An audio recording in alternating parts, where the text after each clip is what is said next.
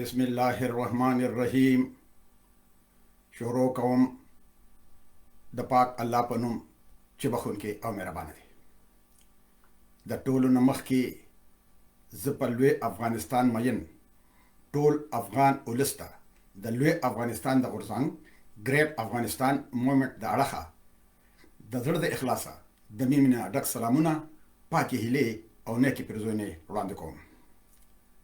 زه نن د افغانستان د اشغال کېدو نه وروسته چې په افغانستان کې څه وشول د خپل سریال اتمه برخه ستاسو په خدمت کې وړاندې کول غواړم. ګرانو وطنوالو، څنګه چې تېره شوې ویډیو ما په دې ختمه کړې وه چې د 2015 کال په پای کې د طالبانو لخوا د 2003 کال راهیسې د ملا عمر په امر د عملیاتو لپاره تیاری نیول شوی و. د 2006 په لومړیو کې ملا عمر خپلو مرسایلانو ملا برادر او ملا عبیدالله ته امر وکړو چې زر تر زره خپل عملیات شروع کړي. د افغانستان د سویل لپاره د طالبانو قماندان ملا دادالله لنګ شمالي هند ته لاړو.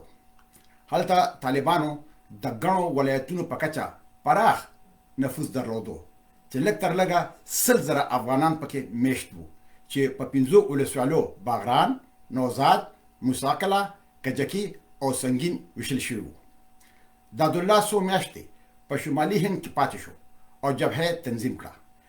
یو ځایي قماندان وویل چې د دادالله راستنېدل د 5 کلونو وچکالۍ وروسته د باران د راتګ په څېر باندې و. عمده بازارونه د طالبانو د اکمالاتو په مرکزونو بدل شول. تجربه لرونکي قماندانان او د هغوی ماتحتان له پاکستان څخه خپلو کلو ته راستانه شول تر څو خپل زاړه قدرونه بیا جوړ کړي. دادالله په سلهاو کسان د جهاد دپاره اماده کړل.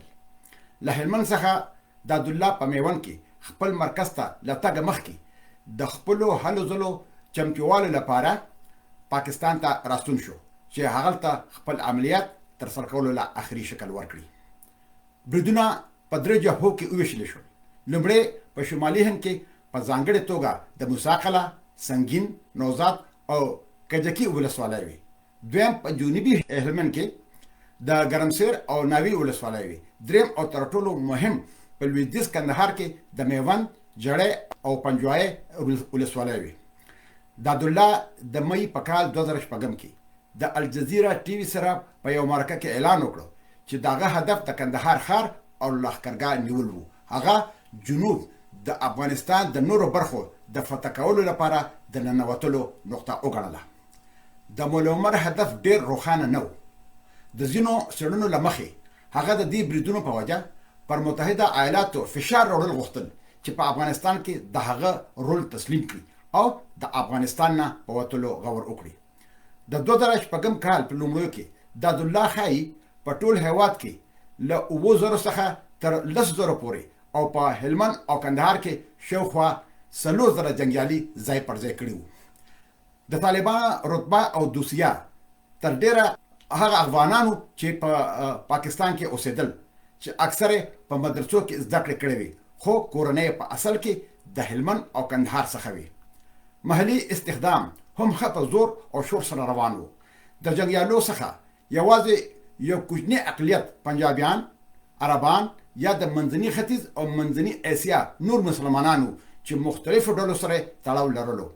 بل اړخ ته د یکمبري مرکزي دفتر اټکړ کړی و چې یوازې 15 سلنه پولیسو د کلاشینکوف برید ټوپک لرلو.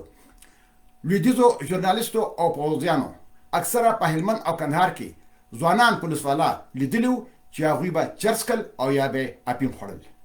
برطانوي او کاناډایان په تخنیکي ډول خو د میجر جنرال فرینکلین د لاندې راغلل، مګر په حقیقت کې به دوی لندن او اټاوا ته مستقیم جواب ورکوو. دوی به متحدین ته او یا د افغانستان حکومت ته هیڅ جواب نه ورکولو. هم متحدین او هم افغان حکومت د دادالله په څېر یو برید کوونکی قماندان نه درلودو چې روښانه واک ولري، حتی تر دې چې په هر ولایت کې دوی هیڅوک هم نه درلودل. د افغانستان حکومت په مساوي توګه ویشل شوی و. رهبري د والیانو، د پولیسو د مشرانو او د قومي زورواکانو په لاس کې وه چې هر یو محدود واک لرلو. کرزی هیڅ یو قماندان هم نه و ټاکلی. هر ولایت خپل امنیه قماندان او خپل والی درلودو او هر یو خپلواک و. په کندهار کې د افغان فوج لوی قماندان په والیانو او امنیه قماندانانو رسمي واک نه درلودو. له بلې خوا په کندهار ښار او په لښکرګاه کې افغانان له یو بل د خولې او په جوماتونو کې د تبلیغ سره پوهېدل چې یو څه را روان دي. د دادالله برید د فروری د میاشتې په 3 نیټه د جمعې په ورځ پیل شو. لومبي هدفونه د هلمند په شمال کې د 3 ولسوالو مساقله، سنگین او نوزاد مرکزونه وو. د دې نه پرته د عبدالله د مې په نیمایه کې د شمالي ولسوالو په مرکزونو باندې د بریدونو پیل وکړو. د جون په نیمایه کې طالبانو داد محمد الکوزي ته ماتې ورکړه او سنگین ونیولو. طالبانو د داد محمد الکوزي د کورنۍ 30 غړي ووجل چې پیلې د هغه ورور پخوانی ولسوال وو. د جون په میاشت کې د عبدالله خپل دویمه جبهه پرانستله او د ولایت په سویل کې يرغل پیل کړ. 500 طالبانو د ګرمسیر پر ولسوالۍ برید وکړو. لکه څنګه چې د طالبانو بریدونو پرمختګ وکړو، نو په لویدیځ کندهار کې ځایي خلکو د مختلفو اسحاقزو او نیرزو قومونو لږ تر لږه 800 کسان د طالبانو سره شامل شول. د جړې د پولیسو مشر د حمید الله په وینا کله چې طالبان په کال 2006 کې راغلل، نو بې وزله خلک د طالبانو په مرسته کې راپورته شول، ځکه چې دوی د حکومت لخوا ډیره مرسته نه و ترلاسه کړې. طالبانو به بې وزلو او بې روزګاره کسانو ته د جګړې لپاره پیسې هم ورکولې. د کفري اشغال په وړاندې د جهاد لپاره د طالبانو غږ ټول فضا بدله کړه. د دوی بریدونو یو داسې نوی روح رامنځته کړو چې د مخې هیڅ شتون نه درلودو. دیني عالمانو به ولس ته دا پیغام ورکاوه چې اوس د جهاد وخت دی، ځکه چې امریکایان له روسیانو سره هیڅ توپیر نه لري. یو افغان انجینیر روبن ته ویلي لکه څنګه چې به د روسیانو په وخت کې کېدل، نو هم دغسې به طالبان راتلل او خلکو ته به یې ویل چې موږ له کافرانو څخه د هېواد دفاع کوو. دوی به له خلکو څخه د عسکر غوښتنه کوله او ورته به یې ویل موږ به تاسو ته وسلې درکو چې د اشغالګرو خلاف زموږ سره یو ځای اوږه په اوږه وجنګېږي. او دغه وجه وه چې په خلکو کې احساسات مخ په زیاتېدو شو. اوس دوی وایي کفارو زمونږ په خاوره یرغل کړی دی او دا زمونږ فرض جوړیږي چې د خپلې خاورې نه دفاع وکړو. په پنجوایه کې د اچلبزو یو قومي مشر عبدالودود کاکا هم یوه خبره یاده کړه چې خلکو له طالبانو څخه ځکه مرسته وکړه چې د دوی په ان دوی د کفارو په وړاندې په جهاد کې برخه اخلي او د اشغالګرو خلاف د خپل وطن او د قرآن لپاره جنګېږي. د اګست په میاشت کې د امریکې سفیر نیومن واشنګټن ته یو رپورټ ورکو چې موږ په افغانستان کې نه بریالي کیږو، خو که څه هم موږ له جنگ د بایللو څخه لرې یو، خو بیا هم موږ دا جنگ ګټلی شو. هغه له واشنګټن څخه وغوښتل چې د افغان فوج او پولیسو لپاره نور تجهیزات راواستوي او پر پاکستان فشار راوړي چې له پولې اخوا د طالبانو ملاتړ پرېږدي. خو سپینې ماڼۍ او پینټاګان په دې موافقه وکړه چې زموږ لومړیتوب باید عراق وي، چېرته چې تاوتریخوالي او بېثباتي د افغانستان په پرتله ډېره زیاته ده. حالانکه په دغه ورځو کې ولسمشر کرزی کولی شو چې د وسلو دپاره په امریکا غږ کړی وي، خو هغه غلی ناست و. هغه په کابل او واشنګټن کې د بل هر چا په پرتله په ځمکه چې څه پېښېدل د هر څه نه ډېر زیات خبر و. د ولایتونو والیان او قومي هیئتونه به په منظم ډول له کرزی سره په ار کې لیدنې کولې او په ولسوالو کې به د بریدونو او له طالبانو سره د هغوی د خبرو په اړه په تفصیل سره خبرې کولې. اگر چې دغه تاوتریخوالي کرزی اندېښمن کړی و، خو بیا هم هغه د دې پر ځای چې کندهار ته لاړ شي او قومونه راوچت کړي چې ودرېږي او جګړه وکړي، نو د امریکایانو او د متحدینو څخه د مرستې لپاره لابي غوره کړې وه. هغه د هلمند د والي په توګه د شیر محمد په جبري توګه د ګوښه کولو له امله په انګلیسانو باندې سخت غوسه و. د ملل متحد په یو ریپورټ کې لیکل شوي دي چې څومره هم هوایي بریدونه شوي وو، نو په هغې کې 40 سلنه ماشومان شهیدان شوي وو. د ماشومانو مړینې کرزی په ځانګړي ډول ډېر سخت پریشان کړی و. هغه دې ماشومانو ته د پاکستان د جنگي جنون او د امریکا د سخت دریځ د قربانیانو په سترګه کتل چې دا ماشومان د پاکستان او د امریکې د پالیسو قرباني کیږي. خو عجیبه خبره خو دا وه چې په پاکستان یې خو نیوکې کوله، خو د پاکستان یو ټي وي سره په مرکه کې وایي چې افغانستان او پاکستان ټوین برادر دي، یعنی هغه ورونه چې یو ځای پیدا شوي وي، او بیا وایي که چا په پاکستان برید وکړو نو موږ به د پاکستان ملاتړ کوو. دا زموږ د مشرانو حال دی، د دوی به نه په دین پوه شي او نه په ایمان. د یو افغان ولایتي مشاور په وینا چې په هغه وخت کې دنده ترسره کوله چې کرزی د 2005 او 2009 کلونو ترمنځ د ولایتونو ډېر افغان مشرانو ته ویلي چې هغه په افغانستان کې د جګړې سره اندېښنه نه لري ځکه چې دا د امریکا جګړه ده. دې خبرې ته اکمبري هم اشاره کړې وه چې د کرزي اداره د افغان ملي امنیتونو ځواکونو له پراختیا سره جوړه علاقه نه لري. کریستینا لیم برتنوي ژورنالیست چې هغه په مای کې له کرزي سره یوه اونۍ په دوامداره توګه لیدنې کتنې کړې وې، هغې ویل چې که څه هم ما د کرزي سره ډېر وخت تیر کړو خو هغه ما په یو خبره هم قایل نه کړی شو. ټول هغه څه چې هغه غوښتل د تیر وخت یادونه به کولې او د راتلونکي وخت ورسره هیڅ پلان هم نه و.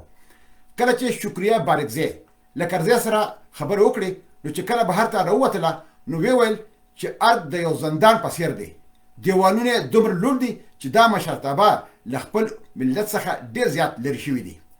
بل اړخ ته د کابل فوجي درانه وزنونه، پخواني شمالي ټلوال او په ځانګړي ډول پنجشیریان په ورته ډول هیڅ لیوالتیا نه درلوده چې وطن د پرمختګ په لور روان شي. د کرزي په مقابل کې بسم الله خان، یونس قانوني او نورو مشرانو د طالبانو په اړه سخت نظر درلودو.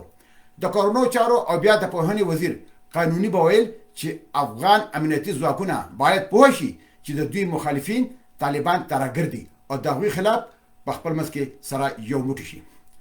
هغه پښتانه ولایتونه چې طالبان پکې رامنځته شوي وو د دوی د ملوړتیبونو په لیست کې لوړ نه وو، هغوی دې دپاره څه اهمیت نه درلودو. د تاجک مشرانو هېڅکله هم د هغوی د داخلېدو نظر نه خوښ کړی. که څه هم په 2004 کال کې رحیم وردګ د محمد فهیم پر ځای د دفاع وزیر شو، خو بسم الله خان د فوج د لوی دستریز په توګه پاتې شو چې د پنجشیریانو واکې په اردو باندې نور هم مضبوط او پیاوړی کړو. د بسم الله ټولې سیاسي اندېښنې د کابل په شاوخوا کې او په شمال کې وي چې کوم د شمالي ټلوالو د قدرت مرکزونه وو. د بسم الله لپاره کندهار دومره لږ اهمیت درلودو چې هغه د کندهار قلي اردو ته اجازه ورکړه چې یو پخواني پښتون کمیونست تورن جنرال رحمت الله روفي دی د کندهار د قلي اردو مشري وکړي. د رازق د وفادارۍ او فوجي مهارت له امله خالد او احمد ولی پرېکړه وکړه چې هغه لویدیځ کندهار ته واستوي. د اګست په میاشت کې چې د اوړي ګرمي په اوج کې وه هغه د پنجوایي د نورزو سیمې ته لاړو. د نورزو یو سیمایز عیني شاهد خبریال انن ګوپال ته وویل خلکو ویل چې رازق دلته د هر هغه نورزي د وژلو لپاره راغلی دی چې چېرته هم په لاس باندې ورشي. داسې اوازې هم خبرې شوې وې چې د رازق سړو د نورزو ښځې تښتولې دي. نورزي ځوانان د ټول ولایت څخه د جنګ لپاره راغلي وو. د نورزو یو بل مشر ویل چې دا د دې حالاتو پایله وه چې زموږ په سیمه کې طالبان په څو ورځو کې له 40 تنو څخه 400 تنو ته ورسېدل. په 2006 کال کې د طالبانو د بیرته راګرځېدل د ټول افغان جګړې مرکزي پوښتنه ده چې دودیز جوابونه دا دي چې حکومت او امریکا خلق زوروي او پاکستان طالبانو ته خوندي ځایونه ورکړي دي. خو حقیقت بل څه، په حقیقت کې د بهرني اشغال ردول د افغانستان په تاریخ کې جوړه خبره ده او اسلام ته د دوی وقف او د اشغال پر وړاندې مقاومت د افغانیت په معنا دی.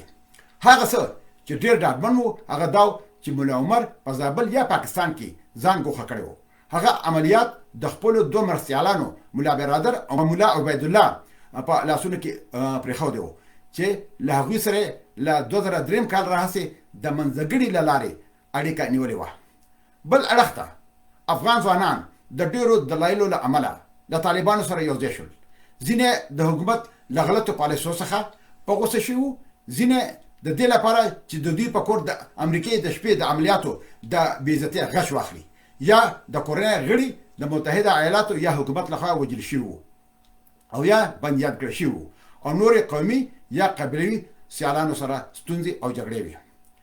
د جګړې لپاره د ولس په هڅولو کې د اشغال پر وړاندې د اسلام رول او مقاومت باید له پامه ونه غورځول شي، ځکه چې دا دواړه د افغان هویت ډیره لویه برخه ده.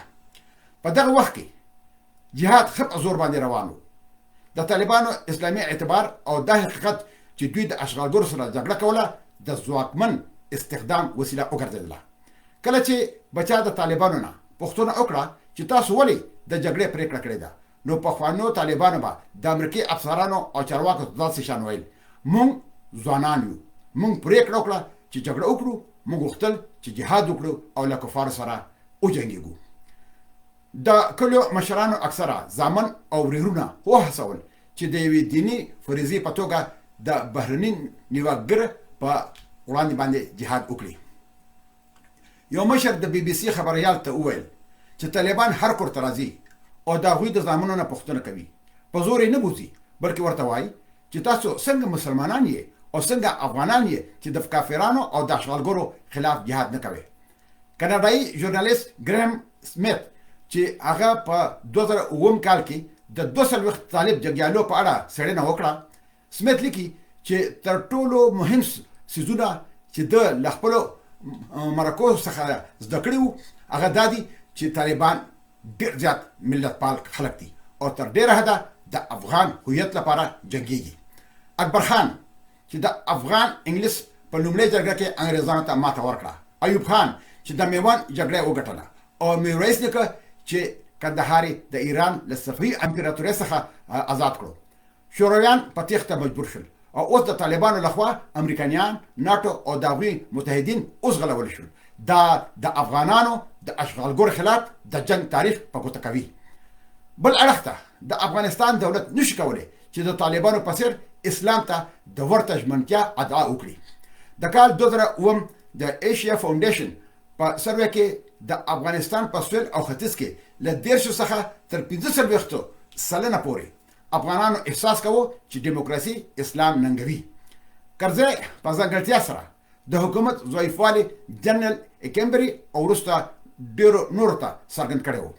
کرزی هغوی ته وویل که موږ په افغانستان کې بغاوت ولرو نو دا په دې معنا چې یو شمېر افغانان شته چې زما د حکومت مشروعیت تر پوښتنې لاندې راولي، او دا چې موږ دلته بهرني ځواکونه لرو چې زما د حکومت لپاره جنګیږي، نو زه باید د ګوډاګي حکومت مشري وکړه. او دا چې افغانستان یو متقي اسلامي هیواد دی، نو هغه کسان چې د کفارو په ملاتړ د دې ګوډاګي حکومت سره جنګیږي کولی شي چې په معقول ډول ستاسو او زما په وړاندې د جهاد اعلان وکړي، او هم هغه شاته وشول. دغه څه په بیانولو کې کرزی بې له شکه پوهېدو چې هغه په حقیقت کې هغه څه وویل چې څه حقیقت و. بل اړخ ته یووالی د طالبانو فضیلت و. د قومونو او د دولت په پرتله طالبان یو موټی وو. دلته یو ترتیب شتون درلودو، حتی که دې ترتیب په ځانګړتیا سره کار کوو، خو کدرونو به خپل قومندانانو ته جواب ورکوو او قومندانانو به خپل ولایت چې کوم والي و هغه ته به جواب ورکوو، او یا سیمه ییز قومندان لکه دادالله لنګ ته، او بیا ملا برادر، ملا عبیدالله ته، او په آخره کې ملا عمر ته جواب ورکولو. په یو وخت کې د دادالله نفوذ د کړکېچ لامل شو، خو بیا به هم سیستم کار کولو. ملا عمر او دغه مرسیانو کولی شو چې په عمومي ډول د اړتیا په صورت کې مشران وټاکي او لرې کړي. د طالبانو د یو بل سره د جګړې ډېر لږ مثالونه شتون لري. هغوی په افغانستان کې د اشغالګرو او د هغوی د لاسپوڅو دولتونو خلاف په شریکه لکه د یو موټي مبارزه کوله، نو ځکه ورله الله پاک بری ورکړو. ګرانو وطنوالو، د دې نه وروسته چې څه وشول نو زه به په راتلونکي ویډیو کې په هغې تاسو ته خبرې کوم انشاءالله. اوس به په لویه لاس سپارم. تل دې وي پښتو، تل دې وي پښتونولي، او تل دې وي د اباسین نه واخله تر د امو پورې لوی افغانستان د ازادۍ په هیله. مشال خان ټکر.